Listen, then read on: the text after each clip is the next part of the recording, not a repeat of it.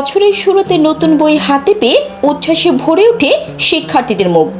নতুন বইয়ের গন্ধ আর নবীন বন্ধুর আগমনে যেন এক নতুন অধ্যায়ের সূচনা হলো মাদ্রাসা প্রাঙ্গণে। সোমবার ঘোগারকুল ইসলামিয়া মহিলা মাদ্রাসায় বই বিতরণ ও নবীনবরণ অনুষ্ঠান অনুষ্ঠিত হয়। অনুষ্ঠান সূচির শুরুতে মাওলানা জাবেদুর রহমান ফারহান পবিত্র কোরআন তিলাওয়াতের মাধ্যমে অত্র মাদ্রাসার মুহতামিম মাওলানা ফরিদউদ্দিনের সঞ্চালনায় উপস্থিত ছিলেন মাদ্রাসা কমিটির সদস্য, অভিভাবক ও মাদ্রাসার শিক্ষকবৃন্দ। পরে শিক্ষার্থীদের মাঝে নতুন বছরের বই তুলে দেওয়া হয়। বই বিতরণ শেষে পূর্ববাড়ি জামে মসজিদের ইমাম মাওলানা আবু বকর দোয়ার মাধ্যমে অনুষ্ঠান সমাপ্তি হয়।